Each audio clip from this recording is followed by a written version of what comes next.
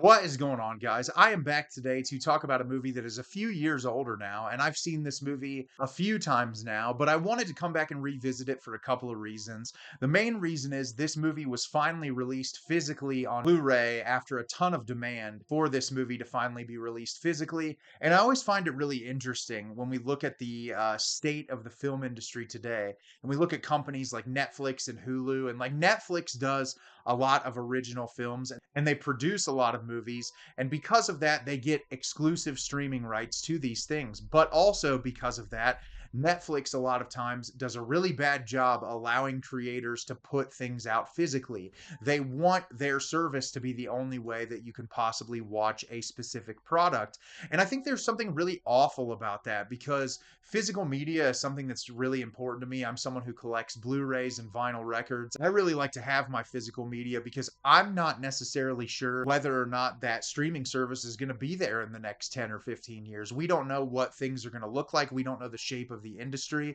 And so to be able to watch a product over and over again whenever you want to in the comfort of your home, especially if it's something you really love, I think that's very important. And so that's one of the reasons I wanted to talk about this movie. But the other is because it's from director Mike Flanagan, who, in my personal opinion, is one of the best horror filmmakers working today. What I love so much about Mike is not only is he just a phenomenal storyteller, his characters in his films are always so rich, and there's really just an amazing attention to detail at giving each and every character growth and building on those characters and really creating stories that parallel horror with real life in a very brilliant way. I love his long form TV series. I think Midnight Mass is arguably one of the greatest pieces of media ever created.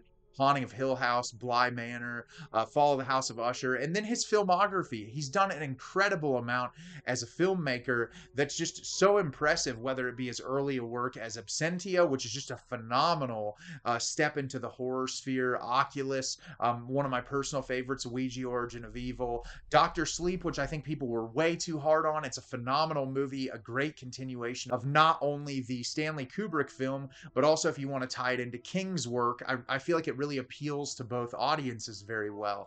And this is one of his really unique movies because, comparatively to a lot of his other work, there is character building here, but it's in a very minimal sense. It's much more a quick hour and 20-minute thriller that is all about utilizing cinematography and sound design in a really brilliant way to keep you as an audience engaged. And I've wanted to talk about this movie for a long time, and I've just never sat down to do it. Thought now would be a really great excuse. And the movie I'm going to be telling you about today is Hush. Hush is directed by Mike Flanagan. A deaf woman is stalked by a psychotic killer in her secluded home. So I was really excited to watch this again. As I've said before, I've watched this movie a few times. I've watched all of Mike's work more than once, and I think this movie is great. I really love this movie a lot. I think this is everything that a home invasion movie needs to be, because what I like so much about this movie is it does not matter the villain's story.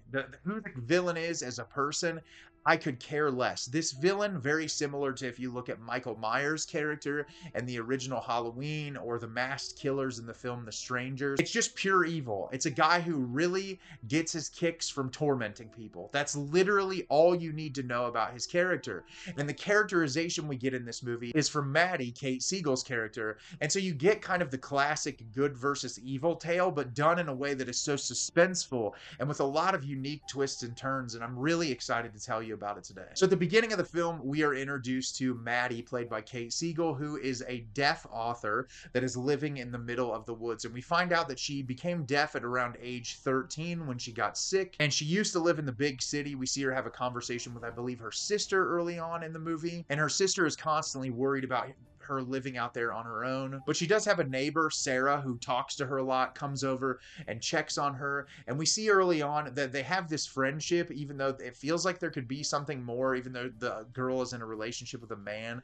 Like some of the conversations they have with one another, I really like how it just kind of leaves you guessing as an audience member. And I appreciated that a lot. And so they're very close, and she's out there trying to work on her next book, but we are told early on that her book that was very successful was Midnight Mass, which I thought thought was so cool that Mike put that in there as like this is a project I want to make in the future. And now we have it, and it's one of the most brilliant pieces of horror property ever created. So we're introduced to those characters early on. And one night she's just in her house, and this man shows up in a mask and knocks on her window and is essentially going to kill her. There's nothing, he literally looks at her and says, I'm going to torment you. I'm going to make this miserable on you. And eventually I'll come in the house and kill you. And so the entirety of the film is Maddie being deaf, not being able to hear what's going on, has to try to utilize her intellect in order to survive. So, like I said, I love this movie, and there are a multitude of reasons I love this movie, but I want to start with the performances.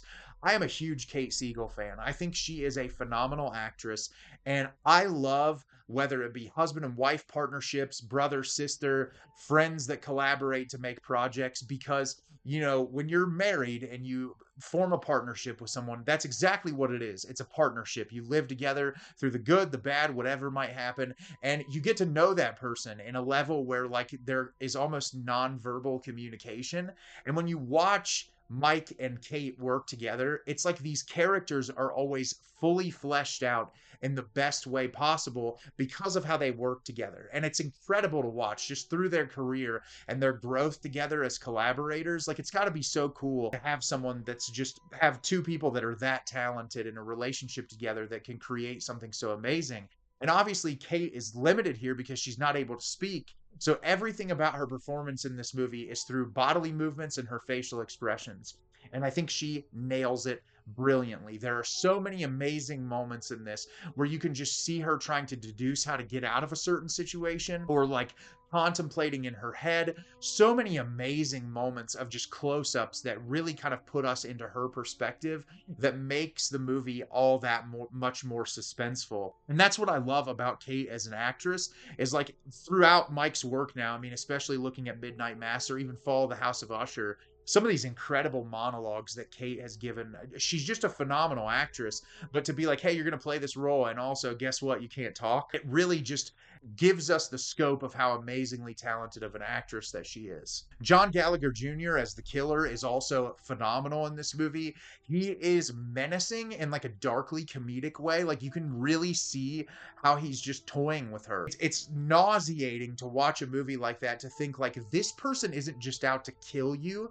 They want to toy with you first before they kill you. They're trying to make this the most miserable experience possible for you. And he really accomplishes that through a multitude of ways in this movie. And I think because of his performance, and early on he doesn't speak much, but he starts to talk a little bit more towards the end and comes into contact with other characters. And you just kind of see more of his menacing nature. And what I like is, like I said, you don't get a ton of backstory for his character, but you don't need it, because all you need is he's an evil guy that wants to toy with people. Whereas with Kate Siegel's character, you understand her writing process, where she came from, the struggles that she had getting sick, how she's overcome it to just live her day-to-day life. So there's that character growth for her, which I think is needed to keep you captivated to the screen. But as far as his character, I like that it's as simple as he's just an evil guy committing horrible acts towards people. The cinematography in this movie is fantastic. I feel like Mike pays really close attention to detail and what's in the frame, so that you're required to focus on specific things and to know where things are in proximity of a character, whether it's a weapon, a way out, any of those things, because it keeps piecing it together in your mind as an audience member. What will Maddie do next? And what I love is that's Maddie's character. She's an author who always has 6 to 7 endings for her books, and she always struggles to pick one. And we get to see in moments, especially towards the third act of the film, with those moments playing out in her head. It's like, well, if I do this, I'm going to die. If I do this, I'm going to die. And I love that, because that's you as an audience member watching the movie, is what can she do to survive in this situation where this man is armed, he has a weapon, he's clearly very trained at what he's doing. You're stuck in this house, you don't really know what to do, how to get out, you can't really scream or cry for help. You can try to get a hold of the police, but he's managed to steal your phone out of your house, so you have to try to get creative. And there's so many amazing moments like that throughout the movie, through the cinematography. I love the sound design in this movie, and I think because our lead character is deaf, there's such an amazing attention to detail and how sound plays a pivotal role in the movie, because the sounds going on around us, she can't hear them. She has no idea. So we know as an audience member we can get clued into something, but she's lost. She doesn't know what's going on other than what she can see. And I think having that really lush sound design creates for an even more immersive experience. And then in those quiet moments where we kind of get shifted into her perspective, it really makes everything hit all that much harder. And it's just a really fun hour and 25-minute movie that it does exactly what it needs to do. Like, this to me is exactly what a home invasion thriller should be. It's simple, it's basic, it's by the numbers, but it's also like there's great attention to detail in all of the little things, which kind of sets it apart from a lot of other home invasion movies. And this is a film I really looked forward to watching it again this time around, and I'm already looking forward to watching it again. I love this movie a lot. I think it's fantastic. And if you've never seen it before, watch it and watch all Mike Flanagan's other work because he's just a genius. So, have you seen Hush? Did you love it? Did you hate it? Leave me a comment down below and let me know what you thought. I thought this movie was incredibly entertaining. I love it a lot, and I always look forward to revisiting it. As always, if you can like the video and subscribe to the channel, helps me out a lot and lets me know the type of content you're looking for. I'm always putting out new material and look forward to getting more out for you in the near future. And as always, everyone, thank you so much for watching and have a great rest of your day.